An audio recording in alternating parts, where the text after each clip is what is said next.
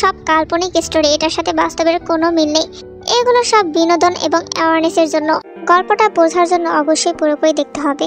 মেয়েটিকে আমাদের হাতে তুলে দিন। এর পরিবর্তে আপনাদের যত টাকা লাগবে আমি দেব, তবে মেয়েটিকে আমার চাই, সেটা যে কোনো মূল্যেই হোক না কেন। মিস্টার সুগা আর মিসেস জেহব লোকগুলোর মুখোমুখি সোফায় বসে আছেন। তাদের মুখে ভয়ের পাশাপাশি আতঙ্কের ছাপ স্পষ্ট। কিছুক্ষণ পর সুগা কিছু বলতেই যাবে, তার আগে লোকগুলো টাকা ভর্তি একটি সুটকেস তাদের সামনে রেখে খুলে দেয়। মিসেস জেহব যেন এতগুলো টাকা দেখে চোখ ছানাবড়া হয়ে যায়। জীবনে প্রথম সে এতগুলো টাকা চোখের সামনে দেখতে পারছে।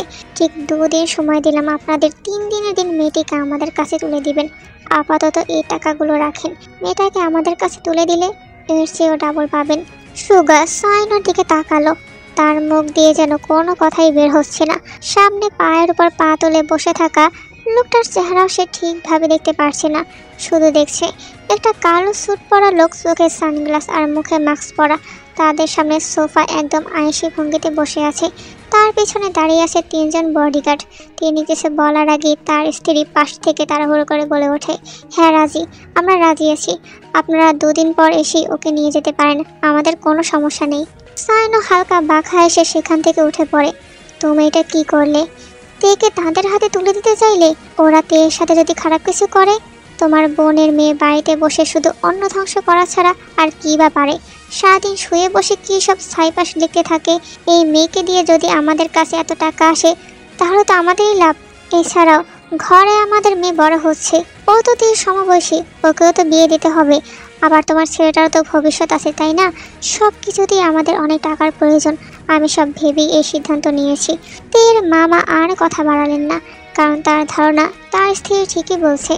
এইদিকে তে, তার জীবনটা যেন দুধারে বন্ধ এক সরু গলি, যার শেষ মাথায় শুধু লেখার স্বপ্ন। সে জানে সে ভিন্ন, সে জানে এ বাড়িতে তার কোনো জায়গা নেই, শুধু সহ্য করে নেওয়া হয়। শুধু একজন তার নানু আপা, যিনি নিঃশর্তে তাকে ভালোবাসেন। বাকি সবাই যেন শুধু তাকে দেখে বোঝা হিসাবে। মা বাবার স্মৃতিও যেন আজ ঝাপসা হয়ে এসেছে তার মনে। ছোট্ট বয়সে তারা চলে গিয়েছিল এক অপ্রত্যাশিত দুর্ঘটনায়, আর সেই থেকে এ বাড়িতেই বেড়ে উঠছে। দেয়ালে দেয়ালে আটকে থেকেও নিজের স্বপ্নটা আঁকড়ে ধরে রেখেছে সে। মামাতো বোন লিজা মাঝে মাঝে চেপে ধরে তাকে বিদ্বেষে হিংসায়। গভীর রাতে তের নানু আপা তের রুমে আসে আর বলে এখান থেকে পালিয়ে যেতে। আমি কিছুই বুঝতে পারছি না, আমি কোথায় যাব? তোকে ব্যাখ্যা করার মতো শক্তি আমার নেই বোন, শুধু বিশ্বাস রাখ আমার উপর। আমি তোকে ওদের হাতে তুলে দিব না। তুই আমার বুকের একটা অংশ, আমি বাঁচি না বাঁচি তুই যেন বাঁচিস। তারপর ধীরে ধীরে কাপড়ের একটা অংশ খুলে কাগজের একটা দল তুলে তের হাতে তুলে দিলেন। এই বাড়িটা তোর মায়ের নামে দেওয়ার ইচ্ছে ছিল, কিন্তু সে তো বাঁচলো না, তাই আমি এই বাড়ির কাগজপত্র এখন তোর নামে করে দিয়েছি। তের চোখে জল ভরে ওঠে। আমি একা কিভাবে যাব নানু? এই ঘর তোকে খেয়ে ফেলবে, বিশ্বাস কর। আমি বাঁচা অবস্থায় সেটা হতে দেব না। ভোর হবার আগেই চলে যা, রাস্তাটা নিরিবিলি। দরকার হলে সেই পুরনো রিক্সা চালক মিরাজকে ডাক, আমি ওকে বলে রাখবো আমি আছি বোন, যতদিন বাঁচি তোর পাশে থাকবো। তিয়ার একটা বারও কিছু বলতে পারে না, সে জানে না তার নানু বাবা হঠাৎ তাকে এসব কেন বলছে। সে শুধু জানে তার নানু বাবা যেহেতু বলছে, তবে অবশ্যই এর পিছনে কোনো কারণ আছে। তে শেষবারের মতো নানু বাবার হাত ধরে কেঁদে ফেলে। কাঁধে ছোট একটা ব্যাগ, চোখে ভয় আর অজানা এক অস্থিরতা। এক নতুন যাত্রা শুরু হলো তের, কিন্তু সে জানে না এই যাত্রা কেবল মুক্তির না, সামনে অপেক্ষা করছে এক ভয়ঙ্কর দুঃস্বপ্ন, যা ওর পুরো পৃথিবীটাই পাল্টে দেবে। পরের দিন সকালবেলা তে দাঁড়িয়ে আছে একটা শান্ত নির্জন বাংলো বাড়ির সামনে। তার এক হাতে একটা মাঝারি সাইজের ব্যাগ, আর এক হাতে কাগজের একটা টুকরো।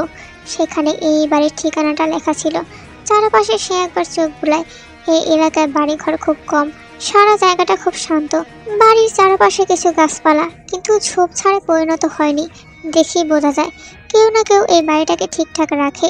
3-4 ধাপ এগোতেই দরজার পাশে দাঁড়িয়ে থাক এক বৃদ্ধ ডাক দেন, আপা আপনি নিশ্চয়ই তে? আমি রফিক মিয়া, আপনার নানার বন্ধুর ছোট ভাই। অনেক বছর ধরে এই বাড়ি দেখাশোনা করি। আপনার নানু ফোনে জানিয়েছিলেন যে আপনি আসবেন। এই বলে তিনি দরজাটা পুরোপুরি খুলে দেন। তের কেমন যেন গলার কাছে আটকে থাকা কষ্টটা একটু হালকা হয়। রফিক মিয়া তাকে একটা ঘরে নিয়ে যান। এই ঘরটা আপনার জন্যই রাখা ছিল, আপনি হাত মুখ ধুয়ে নিন, আমি ততক্ষণে খাবার গরম করে দিচ্ছি। তে ব্যাগ রেখে একটু সময় নিয়ে ফ্রেশ হয়, নিচে নেমে এসে খেতে বসে। খাওয়া শেষে সে একবার ছাদে উঠে যায়। চারপাশে গাছের ডালে ভেসে আসে দোল খেয়ে। সবকিছু এতটাই শান্ত যে সে ভুলে যায় কতটা ঝড় পেরিয়ে এসেছে সেখানে। সন্ধ্যা নেমে এলে সে নিজের ঘরে ফিরে আসে। জানালার পর্দা টেনে হালকা আলো জ্বালিয়ে ব্যাগ থেকে ডায়েরি বের করে লিখতে চায় অনেক কিছু, কিন্তু শরীরটা কেমন দুর্বল লাগে, কলম ধরে রাখতে কষ্ট হয়। রাত গভীর, ঘরটা অন্ধকার, শুধু জানালার ফাঁক গলে চাঁদের আলো বিছানায় পড়ছে। ঘুমে ঢলে পড়া তের মনে হঠাৎ অদ্ভুত একটা অনুভূতি হয়, কেউ যেন তাকে খুব কাছ থেকে গভীরভাবে দেখছে, একদম নিঃশ্বাস ফেলার মতো দ্রুত থেকে। চোখ হঠাৎ খুলে যায় তার। বিছানার পাশে অন্ধকারে কেউ নেই, পিন পতন নীরবতা, তবুও বুকের ভেতর কাঁপুনি লাগে। একেবারে নিঃশব্দে সে চারপাশে চোখ বোলায়। হঠাৎ তার চোখ আটকে যায় দরজার দিকে। দরজাটা হালকা ভাঁজ করা, ভেতরে ঢোকার মতো না, কিন্তু পুরোপুরি লাগানোও না। কিন্তু সে তো বন্ধ করেই ঘুমিয়েছিল। তে ঠোঁট শুকিয়ে আসে, তারপর নিজেকে ধাতস্থ করে নেয়। হয়তো ভুলে গিয়েছিলাম, আজ অনেক ক্লান্ত ছিলাম তো, নিজেকে নিজেই বোঝায় সে। ধীরে ধীরে উঠে গিয়ে দরজাটা ঠিক করে লক করে দেয়। সে আবার শুয়ে পড়ে, চোখ বন্ধ করে। কিন্তু এবার ঘুম আসতে একটু বেশি সময় লাগে।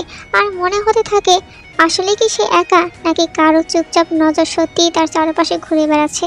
সকালে তের ঘুম ভাঙতেই তার চোখ আটকে যায় টেবিলের দিকে। টেবিলের উপর একটা কাগজ রাখা।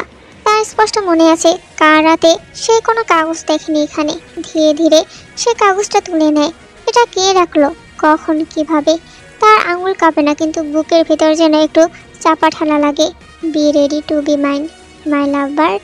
তে ছাদে দাঁড়িয়ে কোনো এক কল্পনার রাজ্যে ডুবে আছে। বিকালের আলো গাছ হয়ে যাচ্ছে মৃদু স্পর্শে। চুলগুলো এলোমেলো হয়ে কপালে এসে পড়েছে। তার চোখে অস্থিরতা। হাতে ধরা সেই কালো খামে মোড়ানো চিঠি, তীক্ষ্ণ হাতে লেখা ছোট্ট কয়েকটা শব্দের যেন এক একটা শ্বাসরোধকারী ছুরি।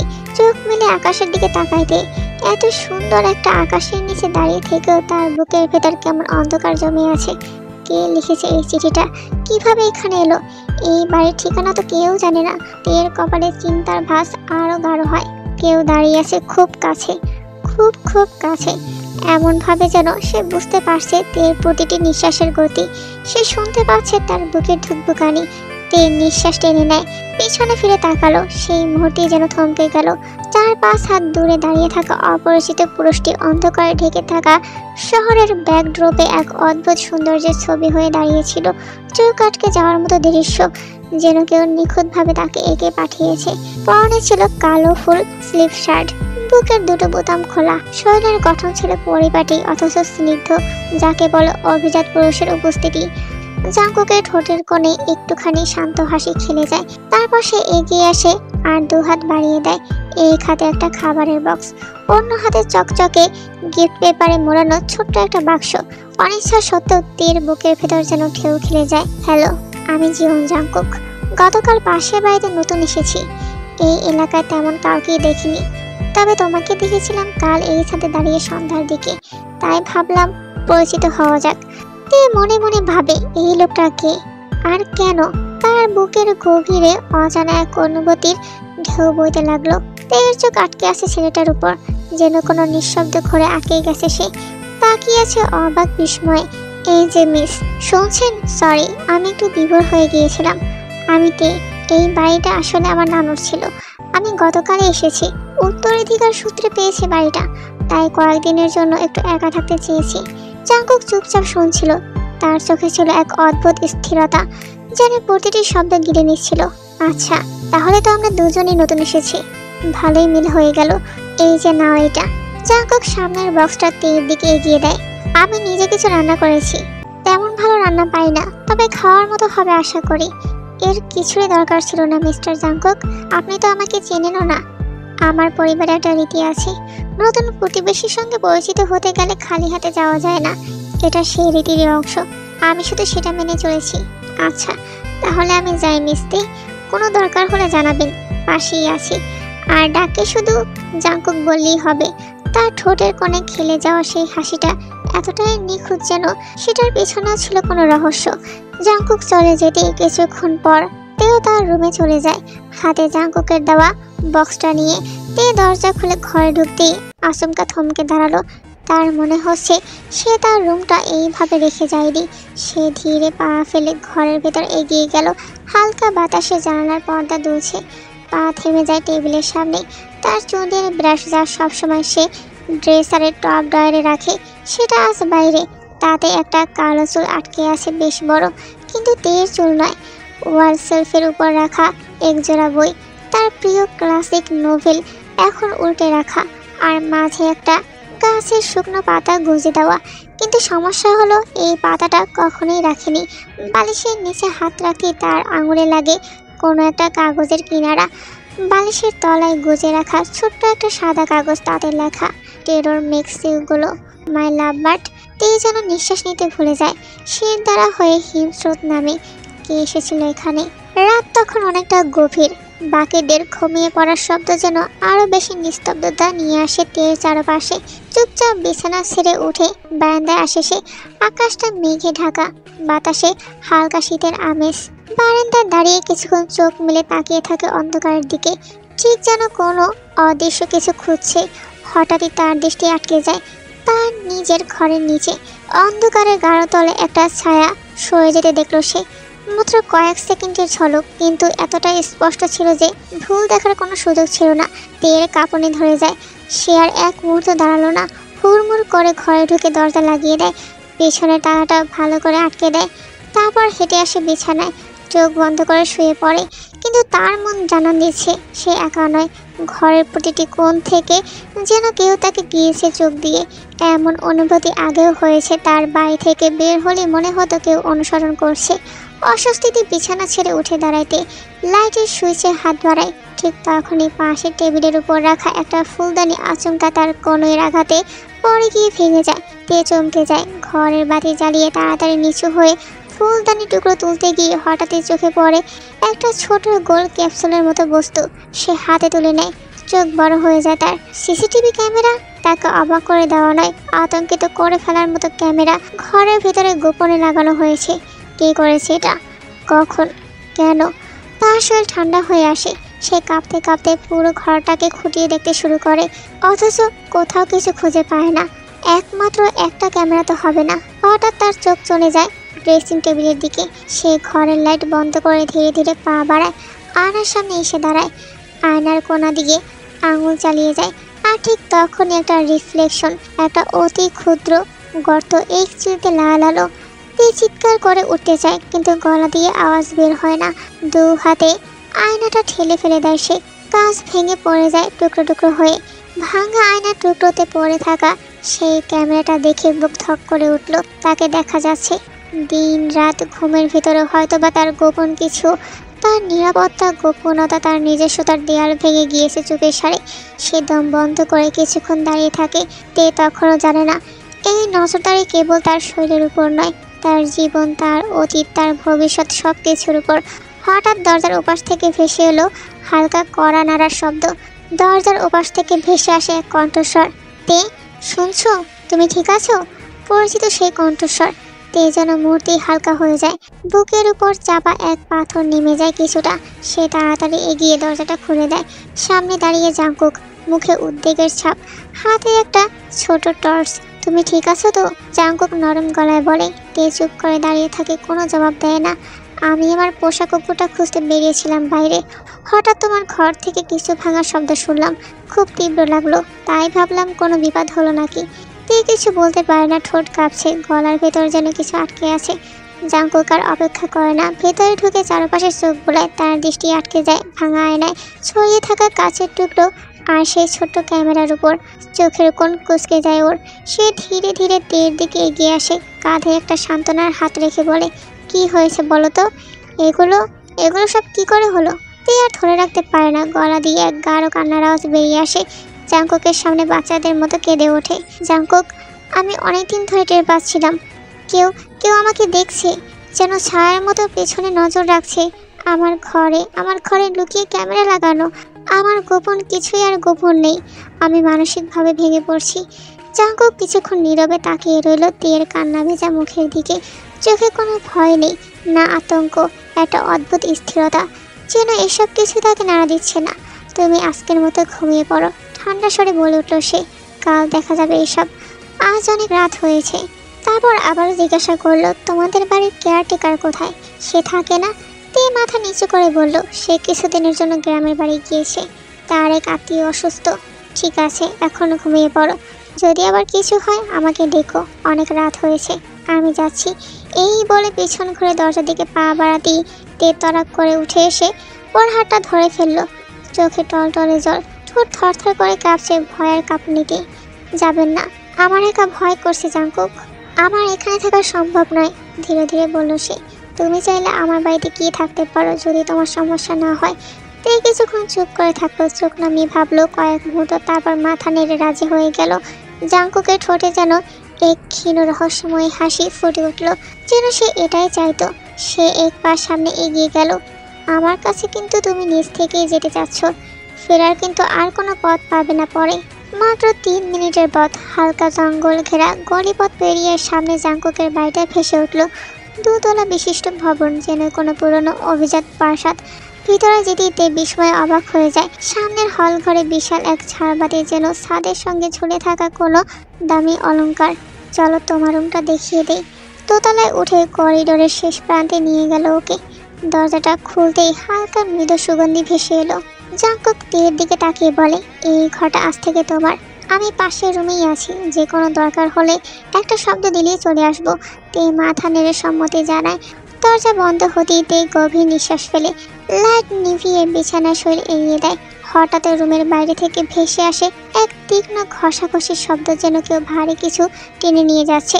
তে চোখ মেলে তাকায়, তার বুক ধুকধুক করছে। দরজার দিকে তাকিয়ে থাকতে থাকতে চোখ আটকে যায় নিচে। একটা ছায়া, কিছু একটা যেন দরজার বাইরে দাঁড়িয়েছিল। তের বুকের ভেতর ঠান্ডা হয়ে যায়, কণ্ঠ শুকিয়ে আসে। জাঙ্কুক। একটু পরেই দরজা খুলে ভেতরে আসে সে। কি হয়েছে? তে উঠে দাঁড়িয়ে এক দৃষ্টিতে তাকায় ওর দিকে, কণ্ঠ কাঁপছে। আমি একা থাকতে পারছি না। কে যেন ছিল দরজার বাইরে। আমি ছায়া দেখেছি। আমার খুব ভয় লাগছে জাঙ্কুক, প্লিজ আমাকে একা রেখে যাবেন না। জাঙ্কুক কিছু বলে না, তাকিয়ে থাকে তের চোখের গভীরে। তারপর খুব ধীরে বলল, চলো আমার রুমে, সেখানে আমি কিছু কাজ করছি। তে আর কিছু জিজ্ঞাসা করে না, চুপচাপ পা ফেলে তার সঙ্গে হাঁটতে থাকে। আর জাঙ্কুকের মুখের কোণে ফুটে ওঠে নির্লিপ্ত হালকা এক অদ্ভুত হাসি। সকালবেলা ঘুম থেকে ধীরে ধীরে জেগে ওঠেতে চোখ কসলাতে কসলাতে চারপাশে তাকায়। মুহূর্তের মধ্যে তার মনে হয় সে কোথায় আছে। তারপর হঠাৎ মনে পড়ে সে এখন জাঙ্কুকের বাড়িতে। তার রুম নয়, বিছানা নয়, কিছুই নিজে না, তবুও যেন একরকম শান্তি মিশে আছে দেয়ালের নিঃশব্দতায়। ঘুম ভাঙা শরীরটা একটু নড়তেই হঠাৎ সে নিজেকে দেখে আতকে ওঠে। টি শার্টটা তার পেটের অনেক উপরে উঠে, তার ফর্সা নাভিমূল অনাবৃত হয়ে পড়েছে। চোখে লজ্জার ছায়া, দ্রুত উঠে বসে চাদরটা টেনে নেয়। চারপাশে তাকিয়ে দেখে ঘরে কেউ নেই, জাঙ্কুকও কোথাও নেই। সে একটা স্বস্তির নিঃশ্বাস ফেলে, যেন তার গলার উপর চাপা পড়ে থাকা ভারী কিছু হালকা হয়ে গেল। কিন্তু স্বস্তিটা টিকলো না বেশিক্ষণ। দরজার পাশ দিয়ে ধীরে ধীরে ভেসে আসে কিছু টানা শব্দ। হঠাৎ দরজা খুলে যায়, ভিতরে ঢুকে জাঙ্কুক। তার হাতে ধরে একটা খাবারের ট্রলি। শুধু ব্রেকফাস্ট নয়, যেন রাজকীয় এক ভোজ নিয়ে এসেছে। কেটলি ভর্তি কফি আর পাশে সোনালি রঙের ট্রেতে ফল আর মধু। তের দিকে এগিয়ে এক কাপ কফি দিয়ে বলে, গুড মর্নিং মাই। জাঙ্কুকের কণ্ঠটা হঠাৎ থেমে যায়, তার ঠোঁটে হালকা এক অচেনা দৃষ্টির ছায়া। তারপর নিজেকে সামনে নেয়, গুড মর্নিং তে। তে একটু চমকে যায়, আবার মিষ্টি এসে বলে, গুড মর্নিং। তার চোখ কফির কাপ থেকে খাবারের ট্রলির দিকে চলে যায়। এইসব আপনি বানিয়েছেন? আমার তো মনে হয় না আমি ছাড়া এই বাড়িতে আর কেউ আছে। কাজের লোক তো নেই। দুজনেই হেসে ওঠে। তের চোখ হঠাৎ আটকে যায় জাঙ্কুকের দিকে। আজ তার গায়ে একটা সাদা শর্ট হাতা মেগি কাট গেঞ্জি, তার বাহুর মাসল যেন ঠাসা দৃঢ়তায় তৈরি করা। তে চোখ ফেরাতে চায় কিন্তু পারে না। হালকা আলোয় স্পষ্ট দেখা যায় ওর ঘাড় বেয়ে নামা শিরাগুলা, আর তাতে ওর বাহুর মাসল শক্ত হয়ে ওঠে।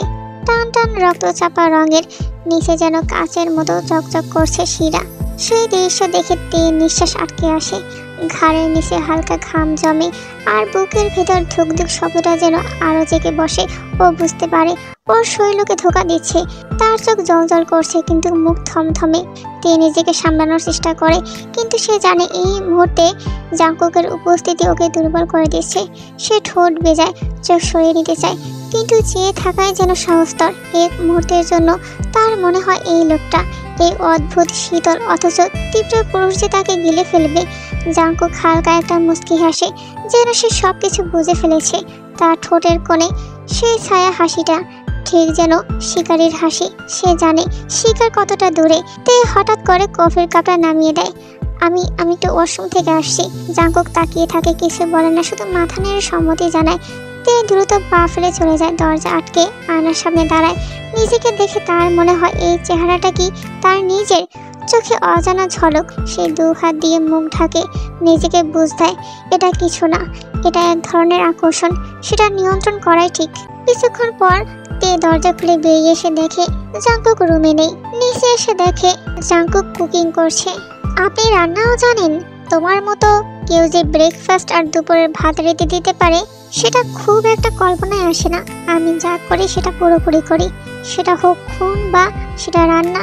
তীর চোখ গোল হয়ে যায়। এরপর ভাবে হয়তো ঠাট্টা করছে, তবে মুহূর্তের মধ্যে জাঙ্কুক কথা বদলায়। আচ্ছা, তুমি কাউকে ভালোবাসো? না, বিশেষভাবে কেউ জীবনে আসেনি আমার। আমি আসলে কখনো এসব নিয়ে ভাবিনি। আপনি ভালোবাসেন কাউকে? হ্যাঁ বাসি, তবে সেটা তার এখনো বোধগম্য হয়নি। তে যেন জাঙ্কুকের কথার মানে কিছুই বুঝলো না, শুধু বোকা বোকা চোখে চেয়ে রইল। জাঙ্কুক হেসে কথা ঘুরিয়ে অন্য কথা বলতে বলতে ফিরে যায় ফ্রাই প্যানের দিকে। দুজনের মাঝে তখন এক ধরনের অলিখিত স্বস্তি। তের চোখ হঠাৎ গিয়ে থামে। জাঙ্কুক যখন কথা বলে তখন তার গলায় সে অ্যাডামস অ্যাপেলটা ধীরে ধীরে ওঠানামা করে। ওটা কি গলার ভাষা নাকি ভিতরে কোনো চাপা ঢেউ? সে আনমনে চোখ সরাতে পারে না। অদ্ভুত এক শখ জন্মায়। ছুঁয়ে দেখি কেমন লাগে। আর নিজেকে থামানোর আগেই ওই হাতটা এগিয়ে যায়, আঙুল ছুঁয়ে বসে সেই অ্যাডামস অ্যাপেলে। জাঙ্কুক স্থির হয়ে যায়, তার কণ্ঠ থেমে যায়। তের হাত তখনও ছুঁয়ে আছে তার গলার সেই চলমান হাড়টাকে। খুব কোমল, হিসেব করে না, শুধু অনুভবের জন্য। কিছুক্ষণ পর হঠাৎ সে চমকে নিজের হাত সরিয়ে নেয়, মাথা নিচু করে ফেলে লজ্জায়। ঠোঁট শুকিয়ে গেছে, বুকের ভিতর আবার ধুকবুক। তখনই জাঙ্কুক ধীরে একটু ঝুঁকে আসে তীরের দিকে। তার নিঃশ্বাস ওর কানের ঠিক পাশে এসে লাগে। এই হাত যদি আর একবার আমাকে স্পর্শ করে তাহলে তুমি পুরোটা আমার হয়ে যাবে রে, পুরোটা। অন্ধকার সানপ্রুফ ঘরটায় যেন এক ধরনের চাপা গন্ধ, রক্ত, ঘাম আর পচন ধরা মাংসের মিশ্র গন্ধ যেন বাতাসকে ভারী করে তুলছে। চেয়ারের সাথে দড়ি দিয়ে বাঁধা লোকটা তখনও কাঁপছে। শরীরের রন্ধ্রে রন্ধ্রে শিহরণ ছড়িয়ে আছে, কিন্তু ভয়ের কারণে নয়, অসহ্য যন্ত্রণায়। কারণ তার দুটো পায়ে থেতলে দেওয়া হয়েছে। রক্তে ভেজা নখগুলো একটা ছোট স্টেইনলেস ট্রেতে সাজিয়ে রাখা, ঠিক যেন ট্রফি। লোকটা ফুপিয়ে কাঁদছে। কান্না নয়, এটা মৃত্যুর আগের দেহের কাতর বিলাপ। আর সামনে দাঁড়িয়ে আছে জাঙ্কুক, কঠিন, নীরব। তার চোখে একটা অন্ধকার যা কোনো সাধারণ মানুষের চোখে থাকে না। বল, শেষবার বলছি, লোকটাকে। লোকটা ফুপিয়ে বলে, গলার স্বর জড়ানো। আমি আমি কিছু জানি না, প্লিজ আর না। জাঙ্কুক মাথা নাড়ালো, তারপর আচমকা ছুরিটার স্থান হলো লোকটার কানে। তুই কি জানিস আমি কি করতে পারি? এইবার না বললে চোখ আর চোখের জায়গায় থাকবে না। আর তুই জানিস আমি কথা রাখি। লোকটা কাঁপছে, ঠোঁট নড়ে কিন্তু শব্দ বের হয় না। জাঙ্কুকের হাতে ছুরিটার স্থান হলো লোকটার চোখের পাশে। 3 ঘন্টা, ঠিক 3 ঘন্টা ধরে এই লোকটাকে সে ধীরে ধীরে ভেঙেছে। রক্তের গন্ধটা সে দম নিয়ে টেনে নিয়েছে। আহ, এমন ঘানি তৃপ্তি আসে, অদ্ভুত শান্তি। সে নিঃশব্দে হেসে ফেলে। তার পেটটা গড়গড় করে উঠল, একটু হালকা বিরক্তি তার চোখে। খিদে পেয়েছে। সে ঘড়ির দিকে তাকায়, 3 ঘন্টা হয়ে গেল। তারপর ছুরিটা ধুয়ে একটা ঝাঁকে রাখে। এখন সময় হয়েছে লাশ পরিষ্কারের। জাঙ্কুক কার উপর ভরসা করে না, এই কিঞ্চিত বিশ্বাস না। তার চোখে গোপনীয়তা মানেই বেঁচে থাকা।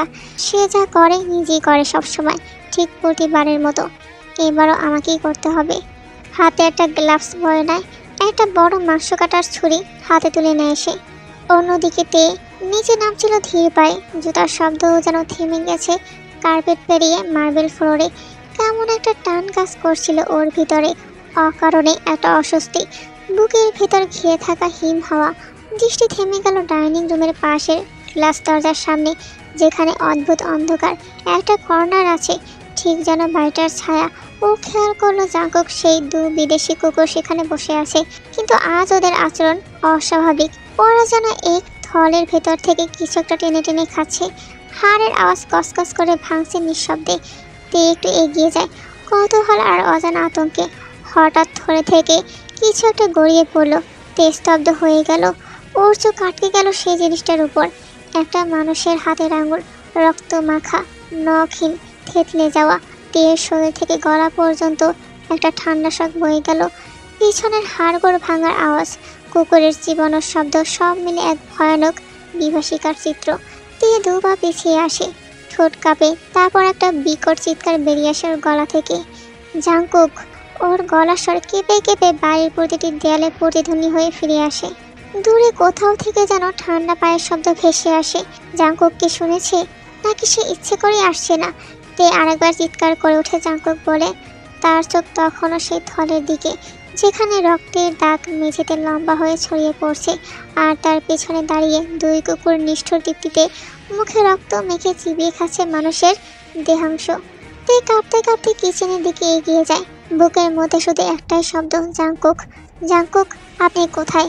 হাঁটার আওয়াজ নেই, কেবল দম বন্ধ হয়ে আসা নিঃশ্বাসে তার চারপাশে ভারী হয়ে উঠছে। তখনই সে থেমে যায়। বেসিনের পাশে একটা দীর্ঘ আকৃতি দেখা যায়।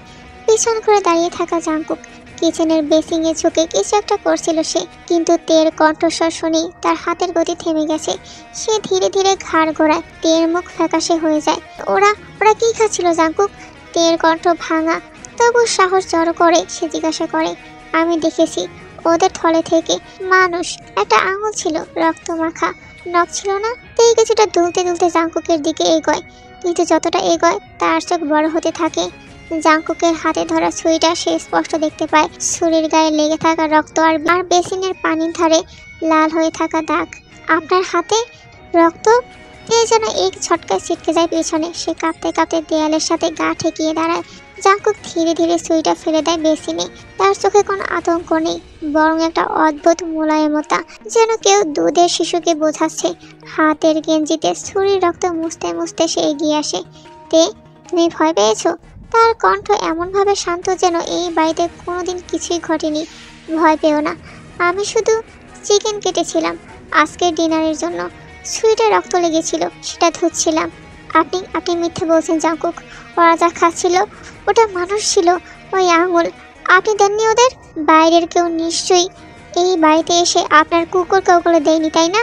জাংকুক দাঁড়িয়ে থাকে, তার মুখে কোনো গর্জন নেই। সে ধীরে ধীরে এগিয়ে আসে। তুমি জানোতে, কখনো কখনো কুকুরদের একটু প্রোটিন দেওয়ার দরকার হয়, আর সব প্রোটিন একরকম হয় না। তে দুপা পেছাতে থাকে। আপনি কি করেন জাংকুক? কে আপনি আসলে? তে আর এক মুহূর্ত দাঁড়িয়ে থাকতে পারে না। জাংকুকের ঠান্ডা মুখ আর অদ্ভুত ব্যাখ্যা, সবকিছু যেন হঠাৎ একটা অন্ধকার গর্তের মতো তার বুকের ভিতর জমে বসেছে। সে থরথর করে উঠে দাঁড়ায়, পেছনের দরজার দিকে এগোয়। আমি আর থাকতে পারবো না এখানে। তে নিঃশ্বাস যেন আটকে আসে। জাংকুক প্লিজ, আমি বের হতে চাই প্লিজ। জাংকুক কিচেনের দরজা ঠাস দিয়ে দাঁড়িয়ে থাকে। সে চুপচাপ দাঁড়িয়ে থাকে তার দিকে, একটু বাধা দেয় না। তে ভেবেছিল হয়তো তাকে সে থামাবে, চিৎকার করবে, অথবা দরজা লক করে দেবে, কিন্তু কিছুই করে না। এটাই তাকে আরো ভয় পাইয়ে দেয়। সে ধীরে ধীরে দরজার দিকে এগিয়ে যায়। লাভ বার্ড! তে যেন পাথর হয়ে যায়, তার গলা শুকিয়ে আসে। পিছনে ঘাড় না ঘুরিয়েও সে অনুভব করতে পারে জাংকুক হাসছে না, তবে চোখে আগুন জ্বলছে। আমার থেকে পালানোর চেষ্টা করো না লাভ বার্ড। তোমার পা থেকে মাথা অবধি সবটাই আমার কাছে ক্যাপচার্ড আছে। তোমার বাড়ির সিসিটিভিগুলো তো আমি লাগিয়েছিলাম বেবি। তের চোখ দুটো ভয় বড় হয়ে যায়। সে ধীরে ধীরে পেছন ফিরে তাকায়। জাংকুক তখনও দাঁড়িয়ে আছে, শরীরটা থমথমে, চোখে এক প্রকার নিঃশব্দ দাবানল। তুমি তো আমার হৃদয় নও লাভ বার্ড, তুমি আমার প্রপার্টি। তে পেছাতে পেছাতে দেয়ালে ঠেকে যায়, তার ঠোঁট কাঁপে। আপনি পাগল। তুমি কি সত্যি ভেবেছিলে তুমি আমার কাছ থেকে পালাতে পারবে? এই বলে জাংকুক পাগলের মতো হাসতে থাকে। তে দরজার সামনে হাঁটু গেড়ে বসে, মুখটা মুখোশের মতো গুজে রেখেছে নিজের হাতে। তার চোখ থেকে নীরব কান্না গড়িয়ে পড়ছে, বুকের ভেতরটা ফেটে যাচ্ছে নিঃশব্দ চিৎকারে। এই রুমটা তার কাছে একটা জ্যান্ত কফিন মনে হচ্ছে, কিন্তু সবকিছু যেন পরিষ্কার হতে শুরু করেছে তার চোখে। জাংকুক তাকে প্রথম থেকে স্টক করছিল, আর আমি সেই রাতে তো ওর কাছে সাহায্য চেয়েছিলাম। তাহলে আমি নিজেই তো নিজের শিকারী। বাড়িতে এসে উঠেছি। হঠাৎ একটা ধীর শব্দ হয় দরজায়, তারপর দরজা খুলে যায়। আলো ছায়া ভেদ করে ভিতরে আসে জাংকুক। হাতের ট্রেতে খাবার সাজানো। খাও লাভ বার্ড। তুমি সারাদিন কিছু খাওনি, আমার খুব খারাপ লাগছে। তে কিছু বলে না, সে শুধু তাকিয়ে থাকে জাঙ্কুকের দিকে। তারপর এক চিৎকারে প্লেটটা ঠেলে ফেলে দেয়, গ্লাস ভেঙে টুকরো টুকরো হয়ে যায়। খাবার ছিটকে পড়ে মেঝেতে। 1 সেকেন্ড, 2 সেকেন্ড তীব্র নীরবতা। তারপর জাঙ্কুকের চোখের কোণ গাঢ় হয়ে ওঠে। সে ধীরে ধীরে ট্রেটা নামিয়ে রাখে পাশে, তারপর দ্রুত তের কাছে এগিয়ে আসে। তুমি আমার হাতের খাবার ফেলে দিলে লাভবার্ড। সে তের গালটা শক্ত করে চেপে ধরে, মুখটা একদম কাছে এনে হিসিয়ে ওঠে। আমি তোমার জন্য ভালোবেসে খাবার এনেছিলাম, আর তুমি এটা করলে। তারপর এক ছটকায় তের হাত ধরে টেনে তাকে রুম থেকে বের করে আনে। তে বাধা দেয়, চিৎকার করে, কিন্তু জাঙ্কুক থামে না। সে সরাসরি নিচে ডাইনিং টেবিলে ওকে এনে বসায়। তের গালটা লাল হয়ে আছে, শক্ত করে চেপে ধরায়। চোখ থেকে টপ টপ করে জল পড়ছে। জাঙ্কুক শান্ত গলায় বলে, চুপচাপ খাবে এইবার, কেমন? সে নতুন করে খাবারের প্লেট সাজায়। আস্তে করে এক টুকরো খাবার তুলে তের মুখের সামনে ধরে। তে মুখ ঘুরিয়ে নেয়, উঠে যেতে চায়। ঠিক তখনই তার হাতে জাঙ্কুক মুচড়ে ধরে নিজের কোলে বসিয়ে নেয়। জাঙ্কুক তার গাল ছুঁয়ে আদরের ভঙ্গিতে খাবার মুখে দেয়। তে প্রথমে মাথা নাড়ে, তবুও ভয়ে মুখ খুলে যেন মৃত্যু গিলে নিচ্ছে। জাঙ্কুক তারপর আস্তে ওকে ছেড়ে দেয়। তে ছিটকে দূরে গিয়ে বসে, পরে কাঁদতে থাকে। তার চোখে পড়ে নিজের হাতে যেখানে জাঙ্কুকের টানে দাগে লালচে হয়ে গেছে চামড়া। ঠিক তখনই জাঙ্কুক আবার ফিরে আসে। সে মাটিতে হাঁটু গেড়ে বসে, তার মুখের সামনে এনে পাগলের মতো মাথা নেড়ে নেড়ে বলতে থাকে, লাভবার্ড, তুমি আমার কথা শোনো না কেন? তুমি আমার মাথাটা খারাপ করে দাও। তুমি যদি লক্ষ্মী মেয়ে হয়ে থাকো, আমি তোমার জন্য সব করতে পারি, সব। আর আজ থেকে তুমি শুধু আমার কথা শুনবে আর আমায় ভালোবাসবে, শুধুমাত্র আমাকে নিয়ে ভাববে। জাঙ্কুক তের মুচড়ে ধরা হাতটায় চুমু খায়, তারপর কানে কানে বলে, কাল আমাদের বিয়ের লাভবার্ড। অতঃপর জাঙ্কুক তেকে বিয়ে করে নিল।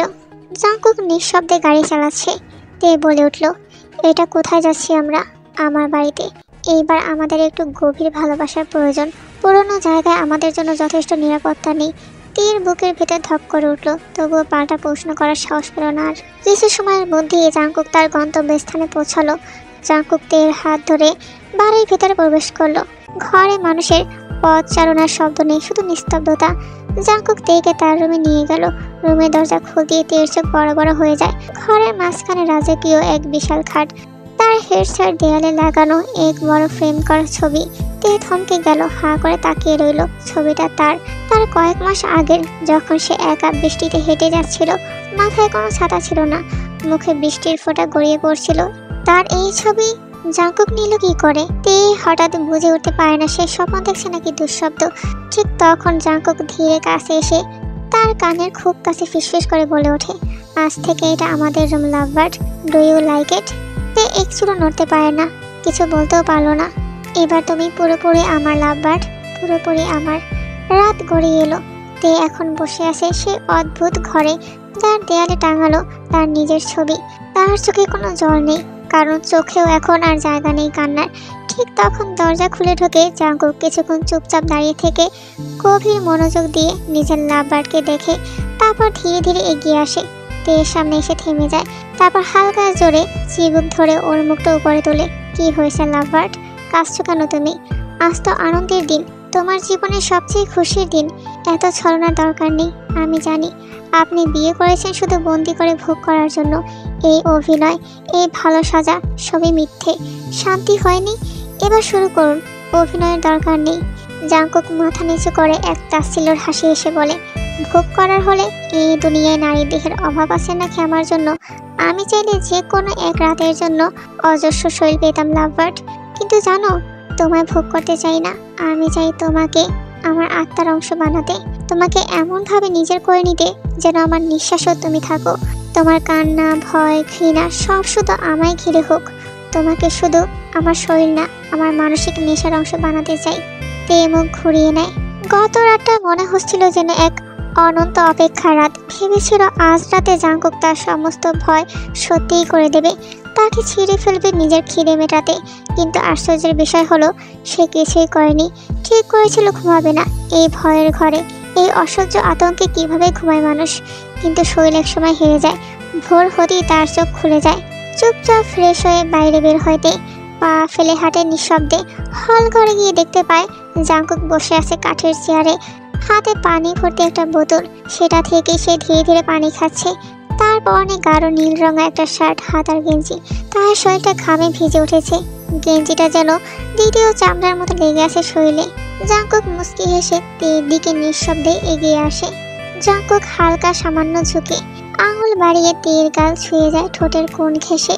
তের চোখ সক্রিয়ভাবে বন্ধ হয়ে আসে, শরীরটাও নিঃশব্দ হয়ে যায়। ভিতরে ভিতরে জানে এটা ভয়, কিন্তু কোথায় যেন এক অদ্ভুত টানও আছে। জাংকুক থেমে যায়, তার মুখটা এখনো কাছে, শুধু ফিসফিস করে বলে ওঠে, তুমি জানো লাভবার্ড, তোমার ভয়টাই তোমাকে আরো বেশি সুন্দর করে তোলে। তের বুকের ভিতর কেঁপে ওঠে। সে জানে এই পুরুষ আগুনে পুড়িয়ে মারবে তাকে, কিন্তু সেই আগুনে পুড়িয়ে যাওয়ার মাঝেও একরকম মোহ লুকিয়ে আছে। সেদিনের পর 2 দিন কেটে গিয়েছে। এই 2 দিনে তে বারবার চেষ্টা করেছে জাংকুকের থেকে একটু দূরে থাকতে, তবে দূরত্ব বজায় রাখলেও জাংকুকের অদ্ভুত পরিবর্তনটা তার চোখ এড়ায়নি। আরো সংযত, আরো নরম, কোনো কটাক্ষ নেই, চোখে হিংস্রতা নেই, বরং ভেতরে যেন এক ধরনের মায়া জমে উঠেছে। এই মানুষটা কি সত্যিই বদলে যাচ্ছে, নাকি শুধুই ছলনা? তীর ভিতরে জন্ম নিচ্ছে আরো একটি অজানা অনুভব, যা সে স্বীকার করতে চায় না, তবুও অস্বীকার করতে পারছে না।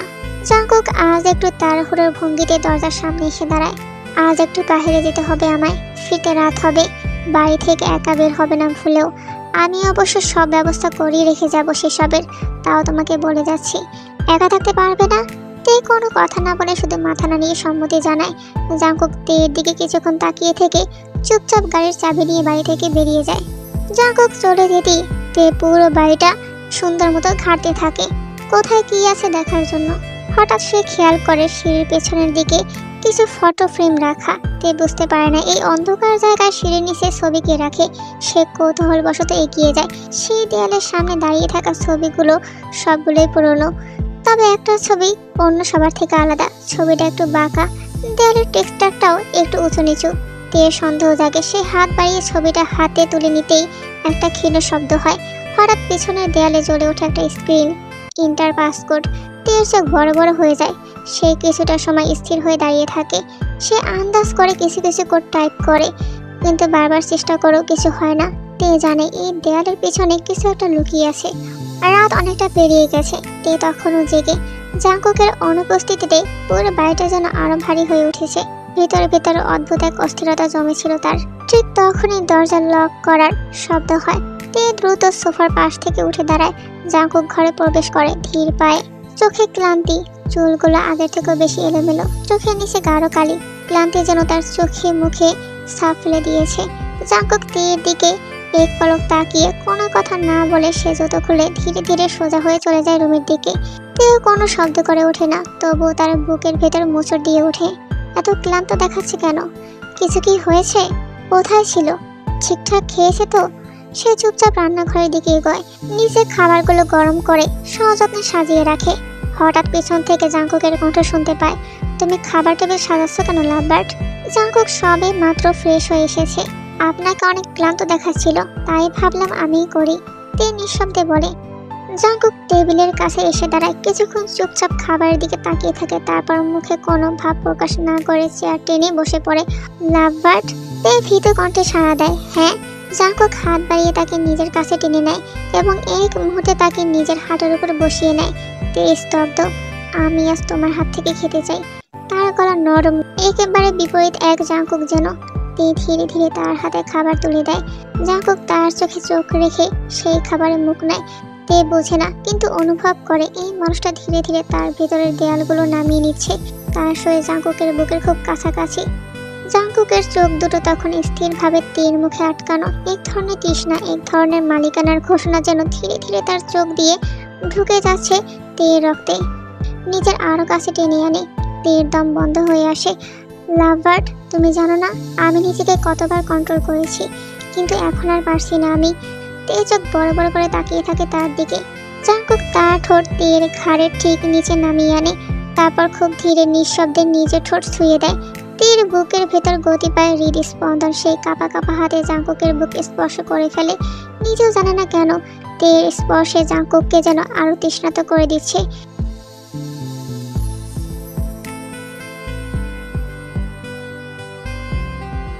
জাংকুক এবার তের চিবুক ধরে মুখটা নিজের দিকে ঘুরিয়ে নেয়।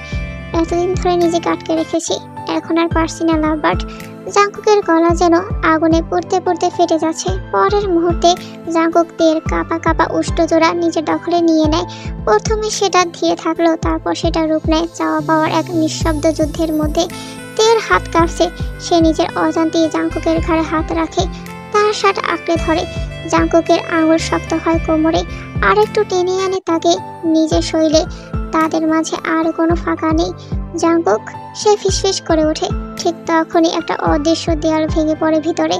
জাংকুক হঠাৎ করে সরে আসে, ঠোঁট আলাদা করে নেয়, হাত নামিয়ে নেয় কোমর থেকে। তে থেমে যায়, বুকের ভেতর কাঁপন, ঠোঁট কাঁপছে। সে জাংকুকের দিকে তাকায়, ভুরু কুঁচকে ওঠে। জাংকুক চোখ নামিয়ে কথা বলে না কিছুক্ষণ। সরি লাভ বাট, আমি ঠিক করিনি এটা, আমি এটা করতে চাইনি। জাংকুকের আশঙ্কা সরে আসা যেন এক ঝটকা সবকিছু থামিয়ে দেয়। তে স্তব্ধ হয়ে বসে থাকে কিছু মুহূর্ত, তার ঠোঁট কাঁপছে, নিঃশ্বাস এলোমেলো, চোখ ভেজা। একটা অসমাপ্তির তীব্র জ্বালা তাকে ছিন্ন ভিন্ন করে ফেলছে ভিতরে। তে দাঁড়িয়ে যায়, তাড়াহুড়ো করে। তার চোখে এখন বিরক্তি, অভিমান আর এক ধরনের আকুলতা মিশে গেছে। Jungkook please. সে জাংকুকের হাত চেপে ধরে, চোখে চোখ রাখে। আমি চাই না, আপনি দূরে সরে যান। জাংকুক থেমে যায়, তার চোখ স্থির তের মুখে। তার ঠোঁটে তখনও হাসি নেই, কিন্তু চোখের কোণায় এক অদ্ভুত ছায়া খেলে যাচ্ছে। তে আবার বলে, আমি আমি আপনাকে নিজের করে পেতে চাই জাংকুক। জাংকুকের চোখ এবার ভেতর পর্যন্ত গিলে ফেলে তেকে। সেই আগুন, সেই অধিকার বোধ আবার জ্বলে ওঠে। এটাই তো সে চেয়েছে, তার লাভ বাট নিজে এসে তার কাছে ধরা দিবে। জাংকুক তের দিকে তাকিয়ে তার কিছুটা কাছে এসে বলে, তুমি কি শিওর লাভ বাট? ভেবে বলছো তো? আমি কিন্তু আদুরে টাইপের রোম্যান্সে দিতে পারি না, যে রোম্যান্সে তোমার ভাঙা গলার চিৎকার এই চার দেয়ালে বাড়ি খেয়ে আমার কানে এসে লাগবে। আমি সেই রোম্যান্সে ফিল পাবো। তে কিছুক্ষণ চুপ করে থাকে, তার ভিতরে যেন ঝড় বয়ে যাচ্ছে। আমি আমি প্রস্তুত জাংকুক। জাংকুকের ভিতরে কোথাও যেন দাউ দাউ করে আগুন জ্বলে ওঠে। সে ধীরে ধীরে এগিয়ে আসে, তার মুখ একেবারে তীর মুখের সামনে এসে শ্বাসে শ্বাস মিশে যায়। একবার আমি তোমায় ছুঁয়ে দিলে তুমি অন্য সব পুরুষের জন্য নিষিদ্ধ হয়ে যাবে লাভবার্ড। এখনো সময় আছে লাভবার্ড। পেছনে ফিরবে নাকি নিজে নিজে কামার হাতে তুলে দেবে? তার ঠোঁট তের কানের পাশে। তে এবার চোখ বন্ধ করে, ধীরে মাথা নাড়ে। সে ফিরে যাবে না, সে পালাবে না।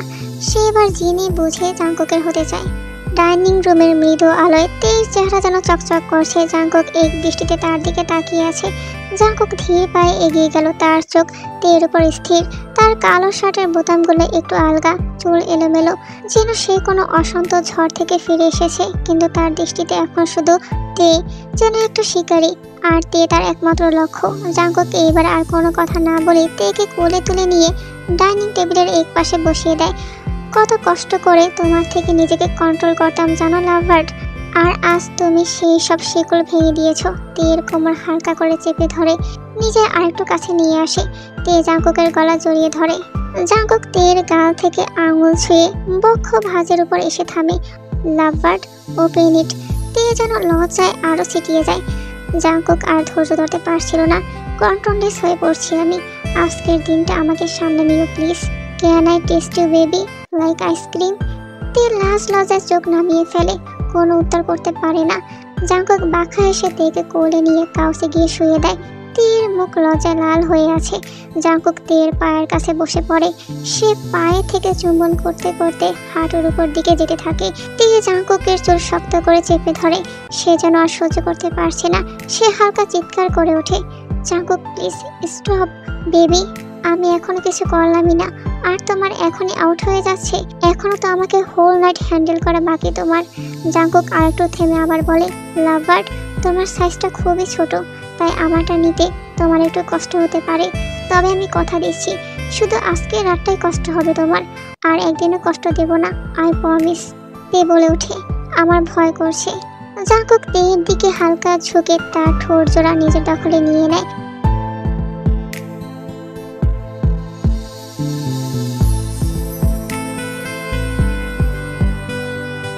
সে নিজের কাজের মতো হয়ে আছে।